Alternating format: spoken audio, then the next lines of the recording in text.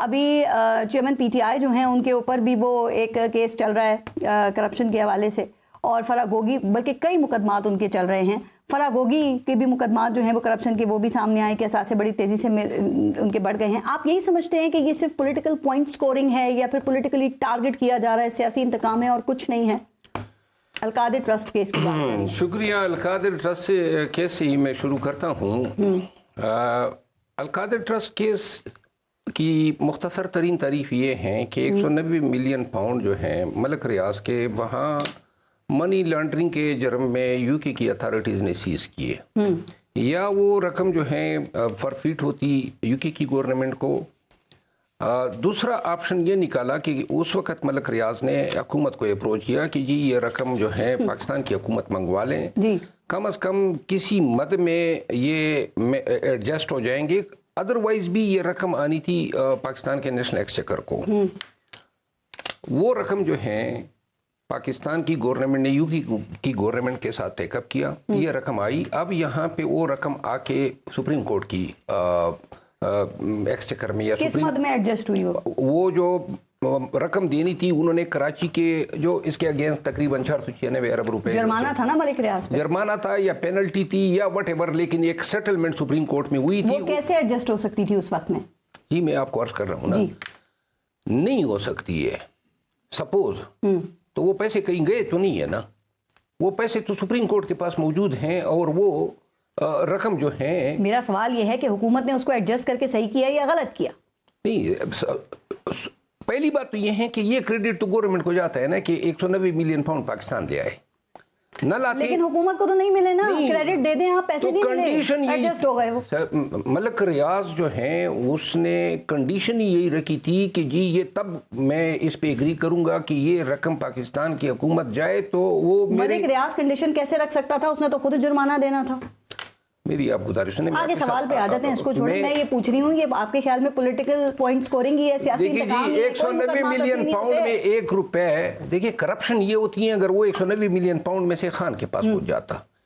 اب انہوں نے کہا جی کہ وہ جو 400 کنال زمین جو ہیں القادر یونیورسٹی کے لیے ملک ریاض نے دی, یہ کنسیڈریشن تھی. تو وہ ٹرسٹ ہے نا, وہ بھی کسی کے جیب میں تو نہیں گیا ہے.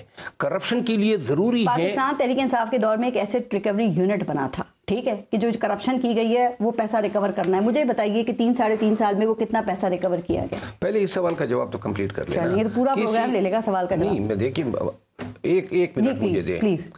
جو رقم 190 ملین پاؤنڈ کی تھی وہ سپریم کورٹ میں ہے. اگر یہ غلط آئی ہیں تو سپریم کورٹ خود ڈیٹرمن کر سکتی ہے. وہی رقم جو ہے کسی کی جیب میں نہیں گئی ہے. القادر یونیورسٹی ٹرسٹ کو جو زمین دی گئی وہ ٹرسٹ کی پراپرٹی ہے, it's nobody exclusive property. ٹھیک ہے, لہذا کرپشن کی تعریف یہی ہے کہ آپ اپنے اختیارات کا ناجائز استعمال کرتے ہوئے اپنے ذاتی مفاد کے لیے کوئی آمدنی جو ہے کمائیں. تو اس میں خان پہ کرپشن کا میں نے صرف ایک ہی پوائنٹ سمجھنا تھا کہ جرمانے کی رقم تھی, ملک ریاض وہ ٹرسٹ میں کیسے دے سکتے تھے؟ نہیں, وہ آپ کو میں اب سمجھاتا ہوں.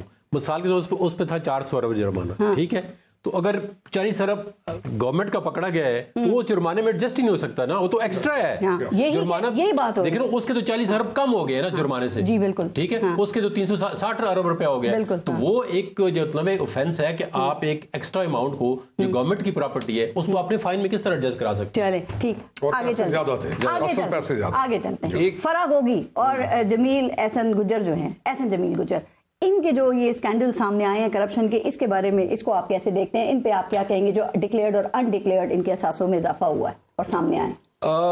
یہ فرح گوگی اور احسن جمیل گجر یہ جو واقعات ہیں یا جو باتیں ہیں ابھی گزشتہ 1 ہفتے سے اچانک جو ہیں دوبارہ بالکل سرج ہوا ہے ان کا, اور لگتا یہ ہے کہ سیزن 2 آ گیا. لگتا یہ ہے کہ شاید اب فرح گوگی یا ان کے ہسبینڈ یا ان کے فادر ان لا ان میں سے کوئی آ رہا ہے, اور اس کے لیے پہلے قوم کو سینسیٹائز کیا جا رہا ہے, ڈرامہ بازی ہو رہی ہے کہ جی یہ دیکھیں یہ وہ خاتون ہیں. سب سے پہلی بات یہ ہے کہ ان کے فادر ان لا 7 دفعہ پی ایم ایل این سے ایم پی اے رہے, اور ابھی بھی ان کا تعلق پی ایم ایل این سے. سر وہ آ کے کیا پریس کانفرنس کرنے آ رہے ہیں, وعدہ ماپ گواہ بننے کے لیے آ رہے ہیں؟ جس طرح جہانگیر جزون صاحب نے بات کی نا, بن جائے.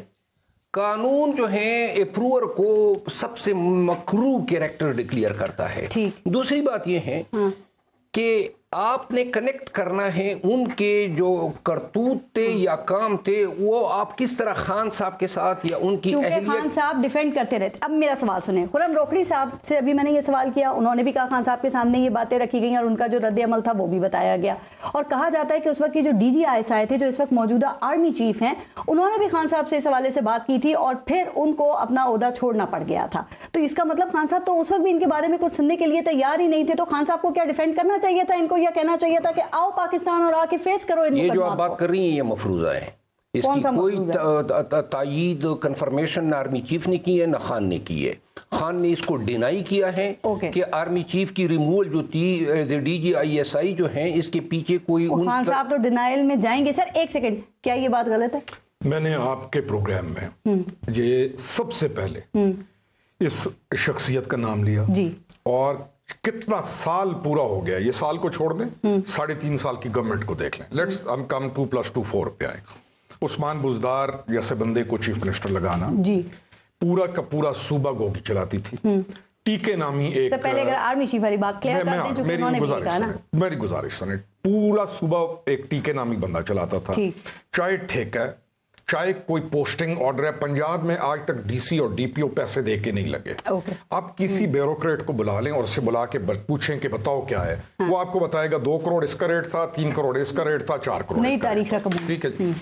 اب یہ تمام چیز ڈی جی آئی کی سیٹ پہ جو بھی آتا ہے وہ اپنی ان تمام چیزوں کے وہ کسٹوڈین ہے, پرائم منسٹر کی سیکیورٹی سے لے کے انٹیلیجنس سے لے کے ملک کے تمام معاملات کا. اور بنا ہی ایشو یہی تھا, یہی خاتون اور اسی خاتون کے بہت سارے اور نیکسس. یہ تو ایک ہے, یہ تو ملک یعنی ملک ریاض کا ایک چیز نظر آ رہی ہے.